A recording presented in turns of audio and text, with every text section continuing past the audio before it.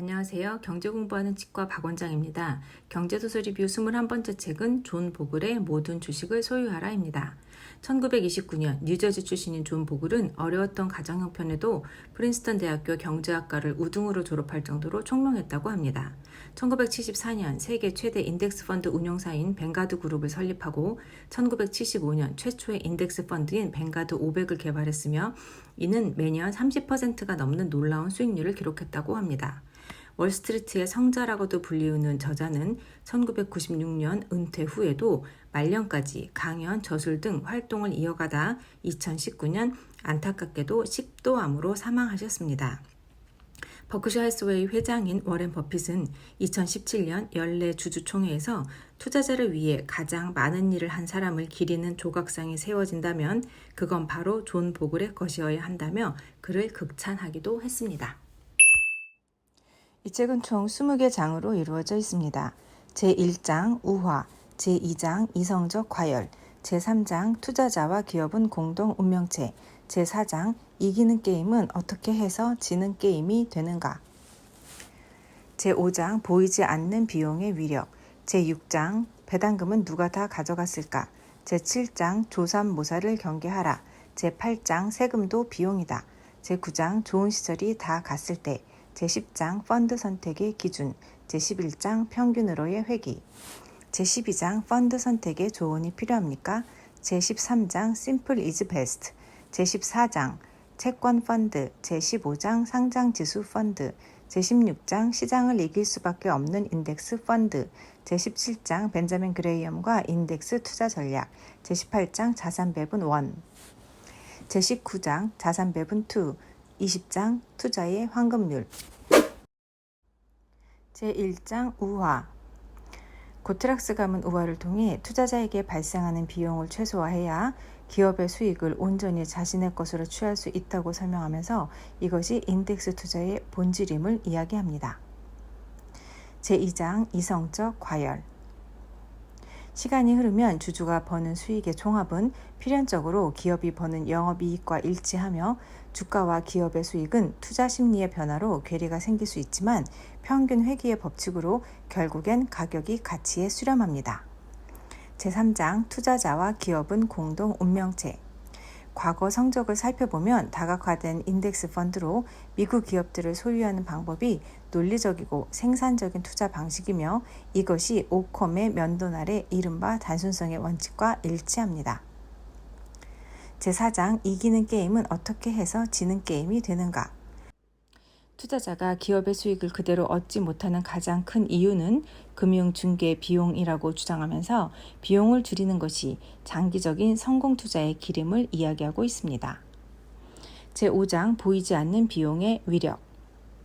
펀드의 보수 비용, 판매 수수료, 포트폴리오 매매 회전율에 따른 비용 등 비용은 그냥 중요한 것이 아니라 대단히 중요하다고 강조하면서 펀드 매니저와 중개인의 몫이 클수록 투자자의 몫은 작아진다고 강조합니다.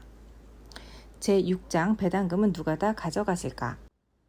장기간에 걸쳐 복리의 마법이 발휘되면 배당금은 자산 가치를 엄청난 수준으로 끌어올리는데 주식형 펀드의 경우 배당소득 대부분이 비용으로 지출되면서 이러한 자산 가치의 상승을 누리지 못하게 되는 결과를 가져옵니다. 제7장 조삼모사를 경계하라. 수익률 계산 방법에 따른 차이 및 역생산적인 투자 시점 선택, 펀드업계의 역생산적인 판촉 관행 등이 맞물려 기존 주식형 펀드에서는 좋은 성과를 기대하기 어렵습니다. 제8장 세금도 비용이다. 일반 뮤추얼 펀드의 수익금을 갉아먹는 비용이 또 하나 더 있는데 그것은 바로 세금이며 인덱스 펀드는 세테크 면에서도 장점이 뚜렷합니다. 제9장 좋은 시절이 다 갔을 때. 미래의 기대투자 수익률이 점점 더 낮아지는 현 시점에서 뮤추얼 펀드의 비용 부담은 훨씬 가중될 수밖에 없음을 수치로 계산해 보여주면서 기대 수익률이 낮아질수록 초저비용 인덱스 펀드가 베스트 초이스임을 설명합니다. 제10장 펀드 선택의 기준. 1970년 이후 장기간에 걸쳐 S&P 500 지수를 2% 이상 웃도는 성과를 낸 펀드를 선택할 확률은 0.5%였고 이마저도 평균으로의 회귀 경향성으로 인해 끝까지 좋은 수익률을 유지할 수 없었다고 합니다. 건초 더미에서 바늘을 찾지 말고 그 건초를 다 사라고 조언합니다. 제11장 평균으로의 회귀. 평균으로의 회귀 현상에 따라 과거 수익률 성과를 바탕으로 주식형 펀드를 선택하는 것은 위험천만한 일이며 이러한 측면에서도 인덱스 펀드 전략이 탁월한 선택이 될 수 있습니다. 제12장 펀드 선택에 조언이 필요합니까? 자문가 추천 펀드의 수익률이 2.9%인 반면 투자자가 직접 선택한 펀드의 수익률은 6.6%라는 하버드 경영대학원 조사팀의 결과를 소개하며 펀드 선택 시 투자 자문에 대해 회의적인 의견을 밝힙니다. 제13장 Simple is best. 같은 지수를 추종하는 인덱스 펀드라도 비용이 천차만별임을 설명하면서 평판이 좋은 운용사의 운용 비용이 최저인 인덱스 펀드를 선택하라고 조언합니다. 제14장 채권 펀드.